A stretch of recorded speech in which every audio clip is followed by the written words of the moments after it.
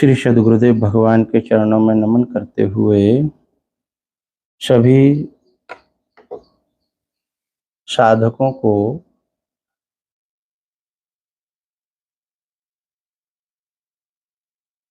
प्रार्थना करते हुए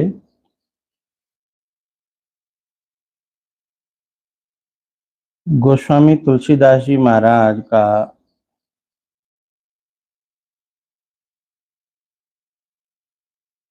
हम सब लोगों को परखने का अद्भुत तरीका आज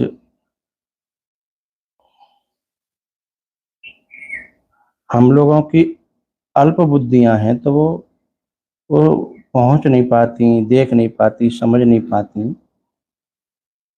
अचानक से कभी गुरु कृपा हो जाए, ग्रंथ कृपा हो जाए, निज कृपा हो जाए, ईश्वर कृपा तो है ही, तो ये बातें समझ में आती हैं। गोस्वामी जी का बड़ा अद्भुत तरीका कि संसार की कोई भी वस्तु दिखे, कोई व्यक्ति दिखे, कोई प्रकृति का कोई अंग दिखाई दे, कोई ऋतुएं दिखाई दें, तो सब परमात्मा की तरफ ले जाएं, ज्ञान की ओर ले जाएं, ऐसा गोस्वामी जी का प्रयास रहा। लेकिन हमारी जो अल्प बुद्धि है, वो अल्प बुद्धि केवल इन्हीं बातों में रह जाती है। चलो रामायण पढ़ ली, फ्री हो गए। लेकिन मेरी प्रार्थना ये है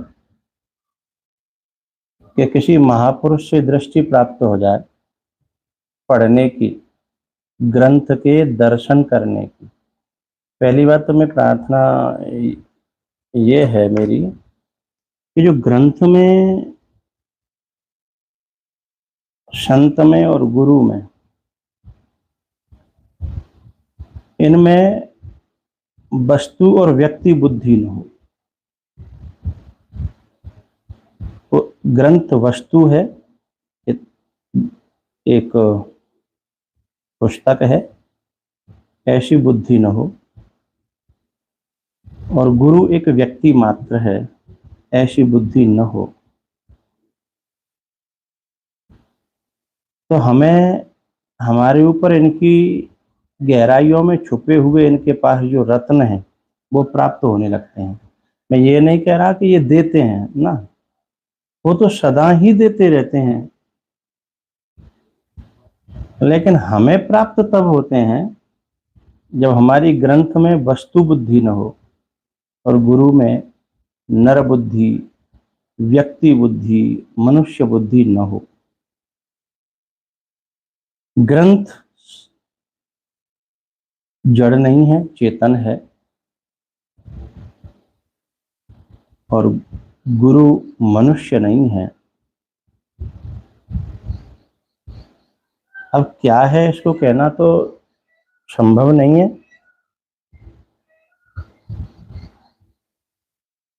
मनुष्य नहीं है, व्यक्ति नहीं है।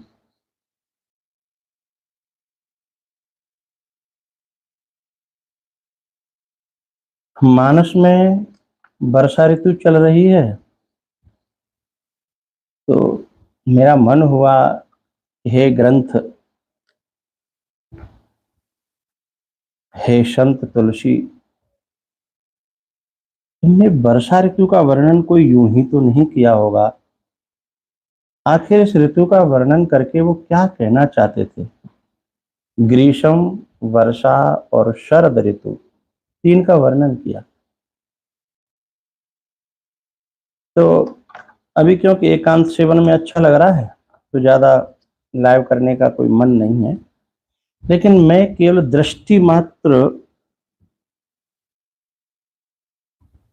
देखने की, दर्शन करने की प्रार्थना कर रहा हूं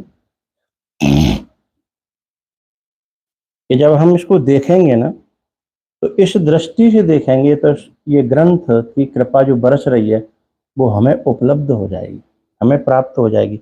हम प्राप्त करने के योग्य हो जाएंगे। तो जो ये ऋतुएं हैं, बड़ी प्यारी ऋतुएं हैं, चारों तरफ हरियाली है, और इनकी जो सूक्ष्मता है उनका बहाना लेकर के गोस्वामी जी ने कितनी ऊंचाई तक अपना भाव, हृदय का भाव हमें दिया है, उसकी मैं प्रार्थना कर रहा हूं सभी सुधी श्रोताओं से। उस दृष्टि से इस ग्रंथ का दर्शन करें। जब भी आप बैठें तो ऐसा दर्शन करने की, इसे प्रार्थना करें ग्रंथ से। तो ग्रंथ तो कृपा कर ही रहा है, लेकिन हमारा हृदय उस फ्रीक्वेंसी पर पहुंच जाएगा, उस ऊंचाई पर पहुंच जाएगा प्रार्थना करने से, जो इसके दर्शन करने की पात्रता प्राप्त हो जाएगी।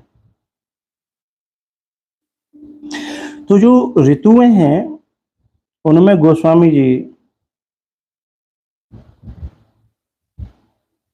इन ऋतुओं का बहाना करके, इन ऋतुओं का दर्शन करा के, इन ऋतुओं में, ये ऋतुएं जब भी दिखेंगी, प्रकृति जब भी दिखेगी, तो क्या होगा? वो कह रहे हैं कि इनको देख करके परमात्मा याद आ जाए। तो जब संसार की प्रत्येक वस्तु को देख करके परमात्मा याद आने लगे, यही तो साधना की चरम सीमा हो जाएगी। तो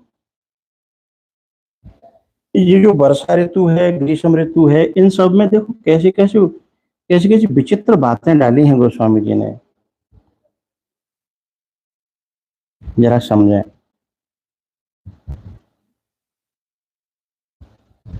ये पहले तो मैं बात कहूंगा कि उन्होंने थोड़ा थोड़ा सा धर्मों का वर्णन किया, वर्ण आश्रम, और फिर नारी धर्म, गृहस्थ धर्म, वानप्रस्थ धर्म, सन्यासी धर्म। अब मैं इनको आपको इन चौपाइयों का संकेत कर रहा हूं जिससे कि आप पढ़ें तो वहां पहुंचे। फिर यही नहीं रह गए हैं, वो जीव और ब्रह्म और आत्मा और परमात्मा तक गए हैं गोस्वामी जी इन ऋतुओं का वर्णन करते हुए।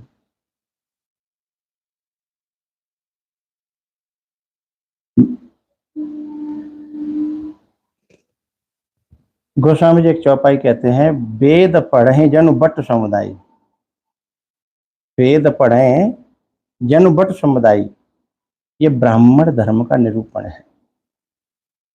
क्षत्रिय धर्म का निरूपण किया, प्रजा बाढ़ जिम पाए सुराजा। इनमें छुपी हुई बातों को खोजिएगा। वैश्य का धर्म वर्णन किया, उपकारी के संपत्ति जैसी, शशि संपन्न सोह मह कैसी, उपकारी के संपत्ति जैसी। मैं क्योंकि उन मुख्य चौपाइयों का संकेत मात्र कर रहा हूं, जैसे आप पढ़ें तो वहां पहुंचे हैं।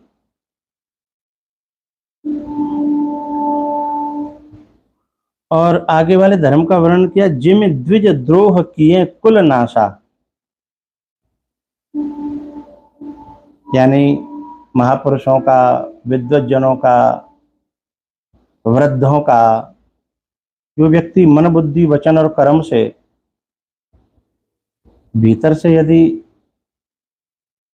उनके प्रति श्रद्धा से न भरकर, प्रेम से न भरकर, सेवा से न भर करके शंकाओं से, संदेहों से और घृणाओं से भर जाएगा, भाव है गोस्वामी जी का ये, तो फिर उस व्यक्ति का समूल नाश हो जाता है। नारी धर्म में वो कह गए, जिम स्वतंत्र भय बिगड़े नारी, महावृष्ट चल चल फूट क्रियारी, और जिम स्वतंत्र भय बिगड़े नारी। शिष्य के लिए उन्होंने कहा, शिष्य को के बारे में कहा, सदगुरु मिले जाहि जिमे संशय भ्रम समुदाय। सदगुरु के मिलने पर जैसे संशय भ्रम इनका समुदाय चला जाता है।